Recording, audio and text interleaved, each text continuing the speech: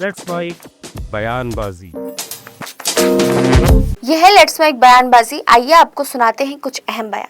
केंद्रीय कपड़ा मंत्री गिरिराज सिंह ने आंध्र प्रदेश के वस्त्र उद्योग के विकास पर कहा कि राज्य को सिल्क हब के रूप में विकसित किया जाएगा। राज्य में उत्पादन क्षमता को बेहतर बनाने के लिए क्लस्टर योजना को मंजूरी दी गई है। इसके साथ ही एक ग्लास फाइबर यूनिट का उद्घाटन भी किया जाएगा। 2 दिनों का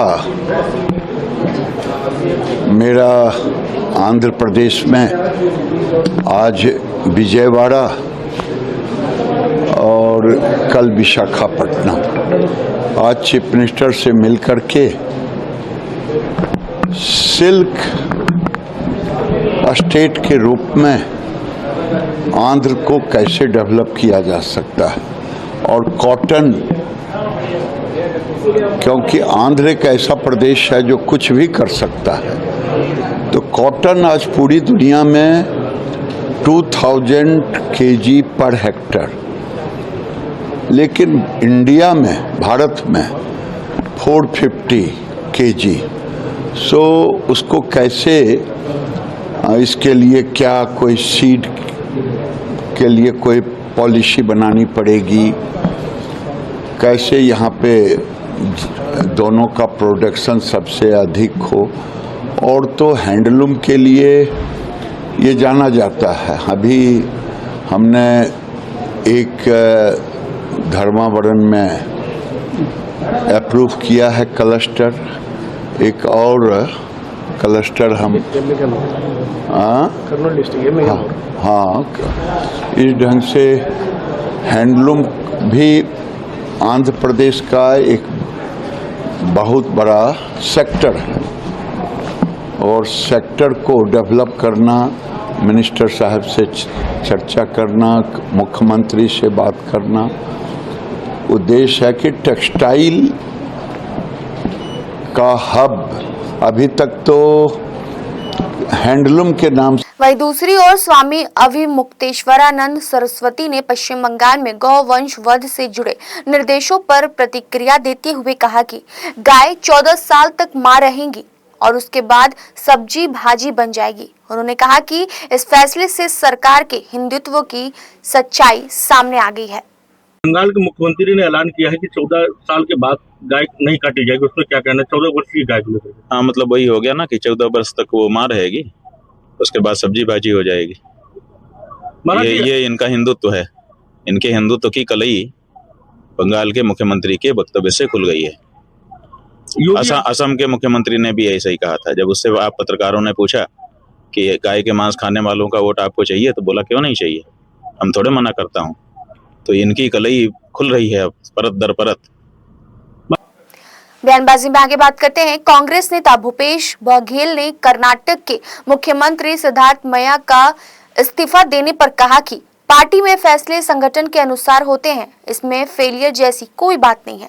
उन्होंने तंज कसते हुए कहा कि अगर ऐसा है तो फिर नीतीश कुमार को भी फेलियर कहना चाहिए, जिनकी जगह पर अब सम्राट चौधरी को मुख्यमंत्री बनाया गया है।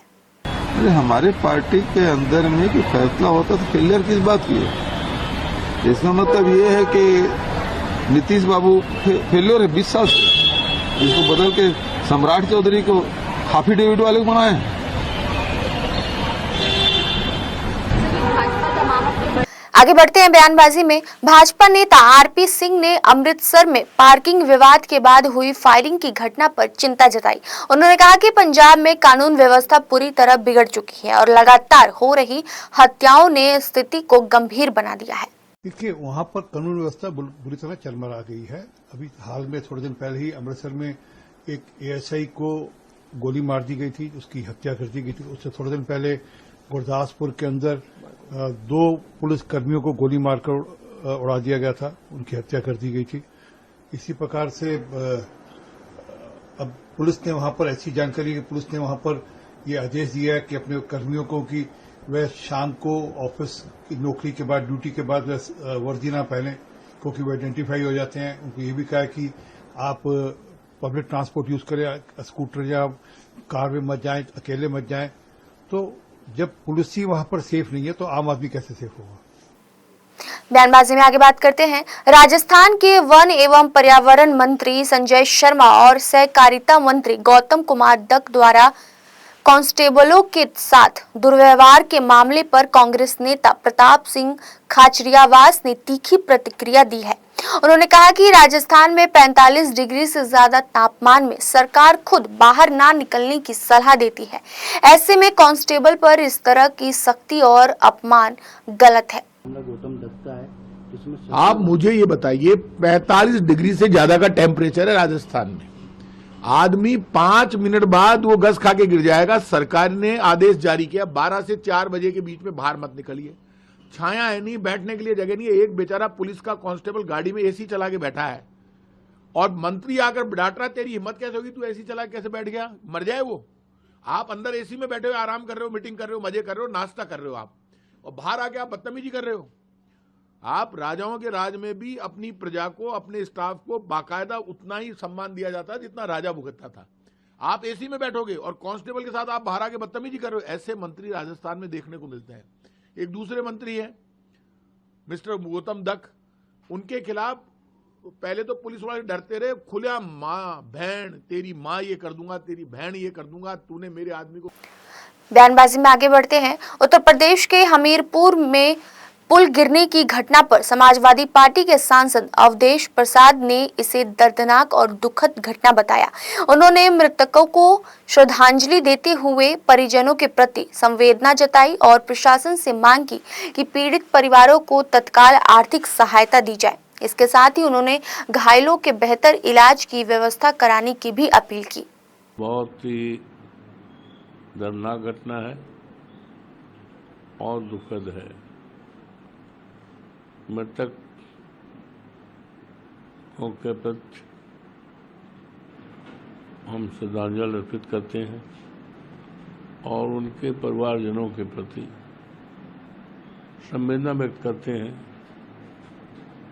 और प्रशासन से मांग करते हैं कि ये दैवीय आपदा है, इसमें तत्काल प्रभाव से आर्थिक सहायता दी जाए और जो लोग घायल हैं, अस्पताल में इलाज हो रहा है, उनको अच्छे ढंग से इलाज कराया जाए जिससे उनके जीवन को बचाया जा सके। ये तो दैवीय आपदा है और ये इतनी तेज आंधी आई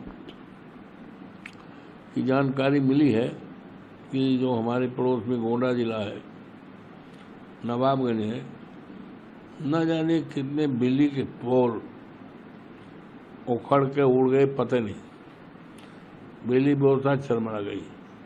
ये दैवीय आपदा। बयानबाजी में आगे बढ़ते हैं।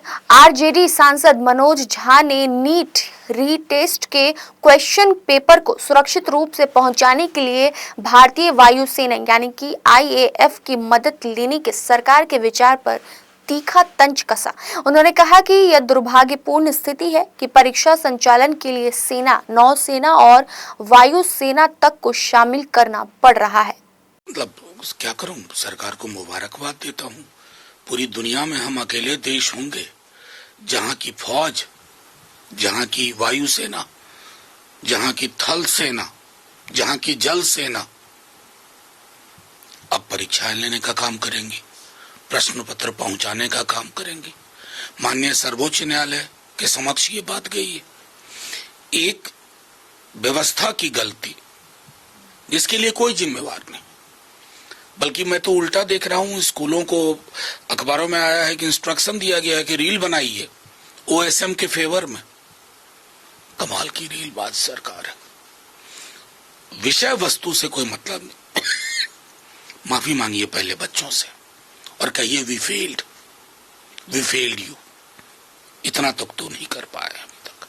बयानबाजी में आगे बढ़ते हैं। उत्तर प्रदेश की सहारनपुर लोकसभा सीट से कांग्रेस सांसद इमरान मसूद ने नीट और CBSE पेपर लीक पर कहा कि यह वीक सरकार का संकेत है। उन्होंने आरोप लगाया कि पेपर लीक से छात्रों का भविष्य खराब हो रहा है और शिक्षा व्यवस्था कमजोर की जा रही है।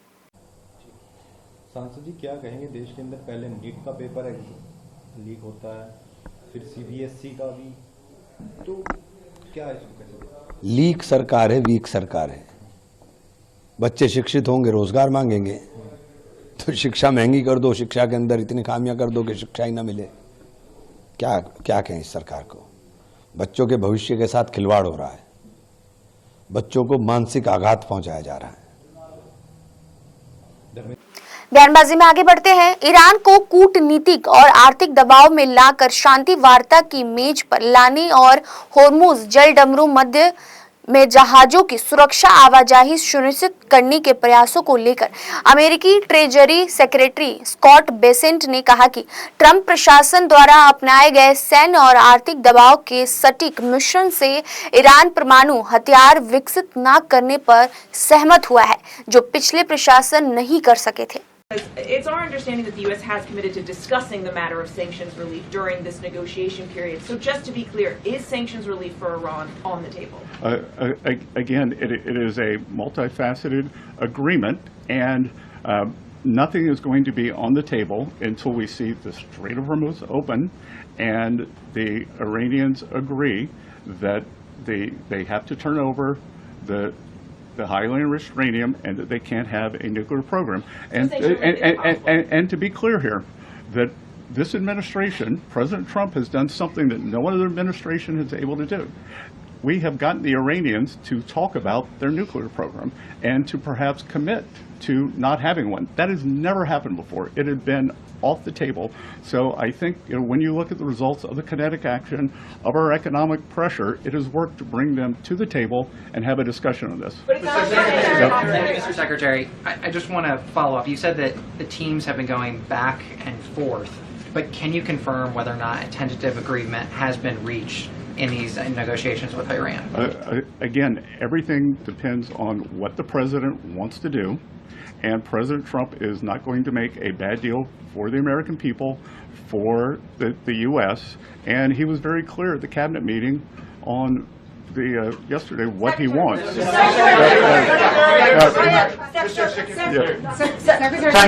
फिलहाल बयानबाजी में इतना ही। आप देखते रहिए let's mike more than radio. आप सुन रहे थे let's mike more than radio.